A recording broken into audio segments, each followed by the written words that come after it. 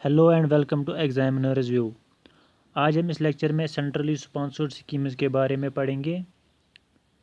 Schemes के types पढ़ेंगे, guidelines, objectives, ये सारी चीज़ें हम इसमें पढ़ेंगे।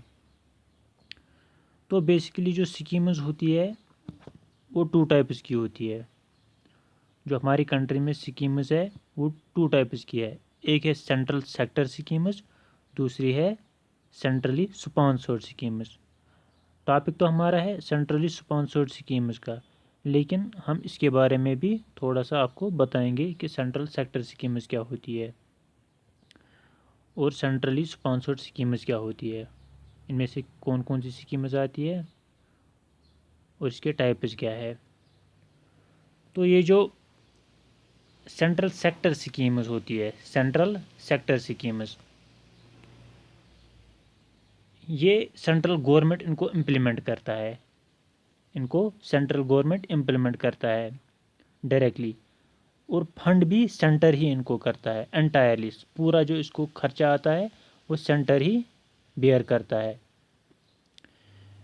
तो इसमें सारे जो यूनियन लिस्ट के आइटम्स होते हैं वो इसी स्कीम्स में आते हैं। जो यूनियन लिस्ट होता है, जो 7th शेड्यूल में हमारी लिस्ट है, यूनियन लिस्ट, कंकरेंट लिस्ट और स्टेट लिस्ट, उसमें जो यूनियन लिस्ट है, यूनियन लिस्ट, तो उसके अंदर जो आइटम्स होते हैं वो इसी के अंदर आते हैं, सेंट्रल सेक्टर स्कीम्स। तो इसको इम्प्लीमेंट भी सेंट्रल गवर्नमेंट ही करता है और फंड भी सेंट्रल गवर्नमेंट ही करता है। एग्जांपल्स इसमें से आते हैं कि भारत नेट है एक central sector scheme, Namami gang दूसरी है, जो नेशनल गंगा प्लान है उसकी, तो एलपीजी टू पोअर ये तीसरी स्कीम है, क्रॉप इंश्योरेंस स्कीम, ऐसी ऐसी बहुत सारी स्कीम्स है इसमें, लेकिन हम ज़्यादा डिटेल में नहीं जाएंगे इसके बारे में। तो क्योंकि हमें सेंट्रली स्पॉन्सर्ड स्कीम्स के बारे में ज़्यादा पढ़ना है तो हम वहीं पे चलते हैं। तो अब ये सेंट्रली स्पॉन्सर्ड स्कीम्स क्या है। सेंट्रली स्पॉन्सर्ड स्कीम्स ये इम्प्लीमेंट करती है स्टेट्स। वो इम्प्लीमेंट करते थे, सेंट्रल सेक्टर स्कीम्स को इम्प्लीमेंट सेंट्रल गवर्नमेंट करता था, लेकिन ये जो है सेंट्रली स्पॉन्सर्ड स्कीम्स, इनको इम्प्लीमेंट स्टेट ही करता है, लेकिन फंड्स बोथ सेंटर और स्टेट दोनों देते हैं इसको। कुछ केस में सेंटर ज़्यादा फंड देता है, कुछ केस में कम देता है, लेकिन शेयरिंग पे होता है ये सारा, एक रेशो होता है इसका, वो हम आगे बढ़ेंगे। तो लेकिन इनको इम्प्लीमेंट स्टेट ही करता है, सेंटर नहीं करता है इनको इम्प्लीमेंट, ठीक है, इम्प्लीमेंटेड बाय स्टेट्स। तो इसमें कौन से आइटम्स आते हैं, इसमें जो जो स्टेट लिस्ट होता है उसके अंतर्गत जो आइटम्स आते हैं ये कवर करती है centrally sponsored schemes. State list जो 7th शेड्यूल में है, उस जो आइटम्स आते हैं उसमें उनको यही कवर करता है, centrally sponsored schemes. Funds sharing पे होते हैं इसके, कुछ केसेस में 50-50 फंड शेयर होते हैं, सेंटर 50% देता है, स्टेट 50% देता है, कुछ में 70-30, 75-25, 90-10। वो हम जो जब हम टाइप्स पढ़ेंगे उसमें हम डिटेल में पढ़ेंगे कौन कितने फंड शेयर करता है। तो बेसिकली ये जो सेंट्रली स्पॉन्सर्ड स्कीम्स होती है, ये सेंटर इनको स्पॉन्सर करता है, मतलब स्टेट उसको वो कुछ ग्रांट्स देता है, लोन्स देता है, ताकि उनको इनक्रेजमेंट हो, स्टेट उसको इनक्रेजमेंट हो, और वो जो नेशनल गोल्स होते हैं या ऑब्जेक्टिव्स होते हैं कि हमें ये करना है, इस साल हमें ये चीज़ें इस स्टेट से ख़त्म करनी है, गरीबी ख़त्म करनी है, हंगर ख़त्म करनी है, तो उन गोल्स को अचीव करने के लिए सेंटर स्टेट्स को हेल्प करता है, ग्रांट्स देता है, लोन्स देता है, ताकि इनक्रेज हो जाए स्टेट्स गोल्स अचीव करने में। जैसे क्लीन वाटर का गोल है, पोलियो की इरेडिकेशन करनी है, ट्यूबरक्लोसिस ख़त्म करना है, प्राइमरी एजुकेशन आम करनी है, ये सब चीज़ें अचीव करने के लिए सेंट्रल स्कीम्स स्पॉन्सर करता है स्टेट्स के लिए, ठीक है। तो अब हम आगे चलते हैं इसमें।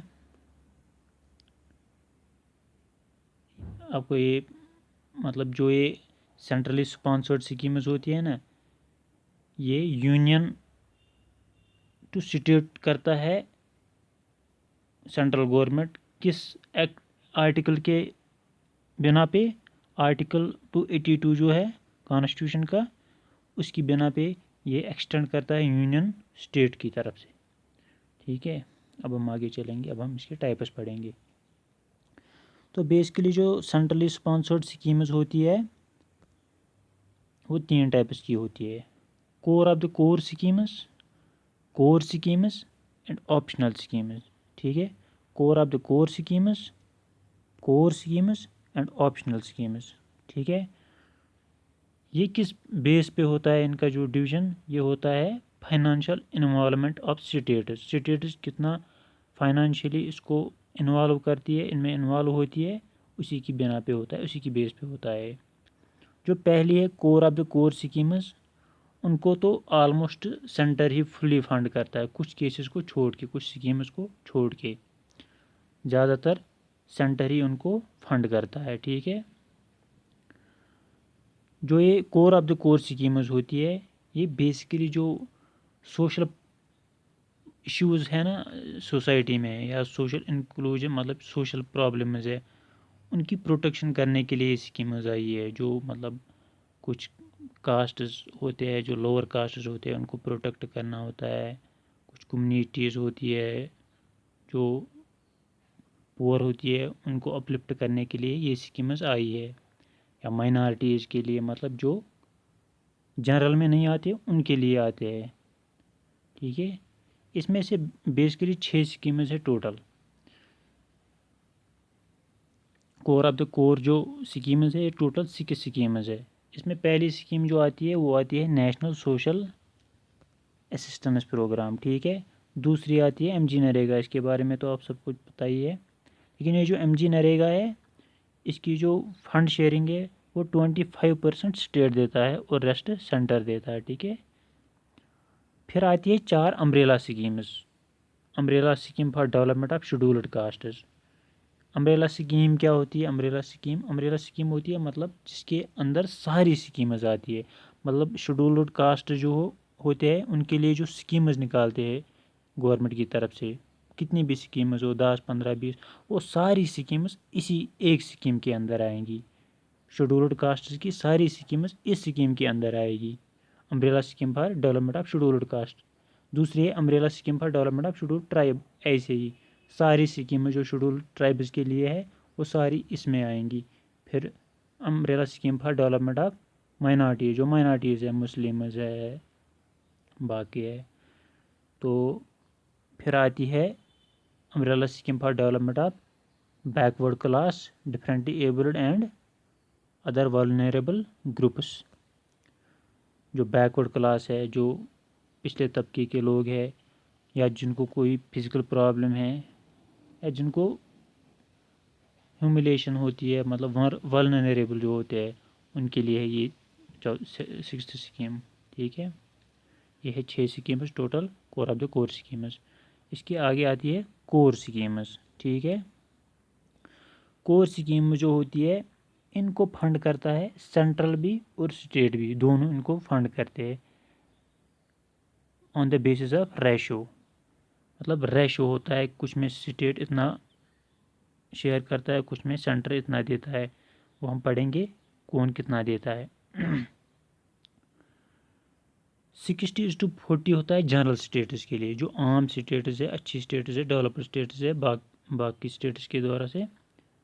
तो उसमें 60% देता है सेंट्रल और 40 देता है स्टेट। जो बाकी स्टेट्स है, नॉर्थ ईस्टर्न स्टेट्स जो थोड़ा फाइनेंशियली बैकवर्ड है, उसमें 8 नॉर्थ ईस्टर्न स्टेट्स आती है, आसाम, मेघालय, मिज़ोरम वगैरह सारी, और 3 हिमालयन स्टेट्स भी आती है, उत्तराखंड, जम्मू एंड कश्मीर और हिमाचल। उनमें से 90:10 होता है, 90 सेंट्रल गवर्नमेंट देता है, 10 खुद स्टेट गवर्नमेंट बेयर करती है। फिर तीसरा आता है यूटीज़ विदाउट लेजिस्लेचर, जो यूनियन टेरिटरीज होती है जिनके पास लेजिस्लेचर नहीं होता है, उनको 100% गवर्नमेंट ही फंड देता है। और जो लेजिस्लेचर के साथ होती है यूटीज़, उनमें 80:20 होता है, 80% गवर्नमेंट देता है, सेंट्रल गवर्नमेंट, और 20 स्टेट गवर्नमेंट। ठीक है, चलते हैं आगे। अब हम पढ़ेंगे इसमें कौन कौन सी स्कीम्स आती है, ठीक है। कोर स्कीम्स में लगभग 20 के करीब स्कीम्स हैं। हम इनमें जनरल पढ़ेंगे कौन कौन सी स्कीम आती है, डिटेल में नहीं जाएंगे ज़्यादा, वरना ये ज़्यादा लंबा टॉपिक हो जाएगा। आपको खाली स्कीम्स याद रखनी है, नेम रखने हैं याद स्कीम्स के। पहली आती है ग्रीन रेवोल्यूशन, वो तो पता ही है, ज़्यादा फसल हो जाना, प्रोडक्शन करना। दूसरी आती है वाइट रेवोल्यूशन, उसमें एनिमल हस्बेंड्री एंड डेयरिंग होती है। फिर आता है ब्लू रेवोल्यूशन, फिशेस का जो रेवोल्यूशन है, फिशेस ज़्यादा प्रोडक्ट करना। फिर आता है प्रधानमंत्री कृषि सिंचाई योजना, इसमें फिर सब स्कीम्स ये जो होती है ना, इनको सब स्कीम्स कहा जाता है, सब स्कीम्स, ठीक है। सब स्कीम्स होती है ये प्रधानमंत्री कृषि सिंचाई योजना में। फिर आता है हर खेत को पानी, पर drop more crop, integrated watershed development programme, accelerated irrigation benefit and flood management programme, ये सब आती है इसमें। फिर आती है 5th पे प्रधानमंत्री ग्राम सड़क योजना, PMGSY। फिर आती है प्रधानमंत्री आवास योजना, इसकी भी 2 सब स्कीम्स है, प्रधानमंत्री आवास योजना रूरल और अर्बन, ठीक है। फिर आती है national rural drinking water mission, फिर स्वच्छ भारत मिशन रूरल और अर्बन।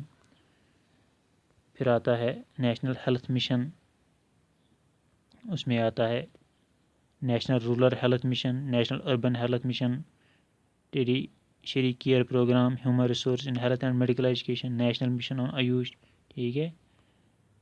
फिर आता है 10th पे राष्ट्रीय स्वास्थ्य सुरक्षा योजना, इससे पहले RSBY भी कहा जाता था। फिर 11 पे आता है नेशनल एजुकेशन मिशन, उसमें भी सब स्कीम्स है 4, सर्व शिक्षा अभियान, राष्ट्रीय माध्यमिक शिक्षा अभियान, teachers training and adult education, राष्ट्रीय उच्च शिक्षा अभियान। फिर आती है 12th पे मिड डे मील प्रोग्राम। फिर आती है 13th पे इंटीग्रेटेड चाइल्ड डेवलपमेंट सर्विसेज, इसमें भी 6 सब स्कीम्स है, आंगनवाड़ी सर्विस है, नेशनल न्यूट्रिशन मिशन है, मैटरनिटी बेनिफिट प्रोग्राम है, स्कीम फॉर एडोल्सेंट गर्ल्स है, इंटीग्रेटेड चाइल्ड प्रोटेक्शन स्कीम है, नेशनल क्रेज स्कीम है, ठीक है। फिर 14th पे mission for protection empowerment of women, फिर national livelihood mission, jobs and skill development, ठीक है। फिर 17 पे आती है environment forestry and wild life, फिर urban rejuvenation mission, AMRUT and smart cities mission. 19th पे आती है modernisation of police forces including security related expenditure. 20th पे आती है infrastructure facilities for judiciary including Gram Nyayalaya and E courts. ये हम पढ़ रहे थे कोर स्कीम्स, 20 स्कीम्स है ये, तो आप याद कर सकते हैं इनको, एक एक लाइन में आप याद कर लेना, इनको थोड़ा याद होना चाहिए कौन कौन सी स्कीम आती है इसमें, ठीक है। आगे चलते हैं। फिर आती है ऑप्शनल स्कीम्स, ये ऑप्शनल स्कीम्स क्या होता है, schemes where states would be free to choose the ones they wish to implement. ये कुछ स्कीम्स है लेकिन इसमें ऑप्शन है स्टेट्स के पास कि वो चूज इनको इम्प्लीमेंट कर भी सकती है, नहीं भी कर सकती है, उनकी अपनी मर्जी है, ठीक है। लेकिन फंड जो होगी इन स्कीम्स के लिए वो मिनिस्ट्री ऑफ फाइनेंस देगा, एक साथ में लंप सम अमाउंट, लंप सम होता है ऑल एट वंस, एक साथ में पूरा इनको अमाउंट दिया जाएगा ये इम्प्लीमेंट करने के लिए, ठीक है।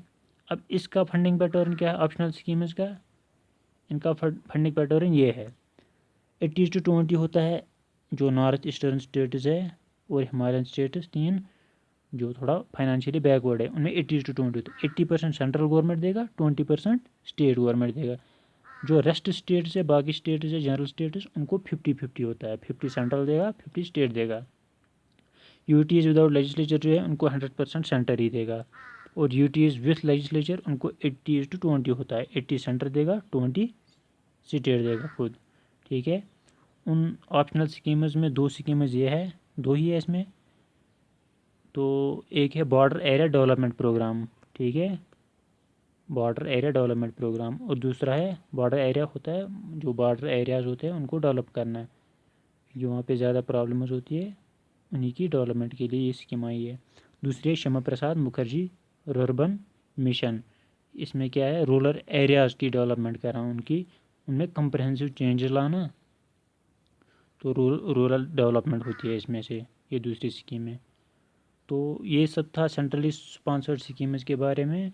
तो ज़्यादा बहुत ही इजी टॉपिक है, आप दोबारा से वीडियो देखिए। जहाँ जहाँ पे आपको लगता है कि समझ नहीं आया तो अब मैं आपको दूसरे लेक्चर में फिर वो समझा दूंगा। आप कमेंट सेक्शन में कमेंट कीजिएगा ज़रूर। और अगर वीडियो पसंद आए लाइक शेयर और सब्सक्राइब ज़रूर कीजिएगा। Thanks for watching.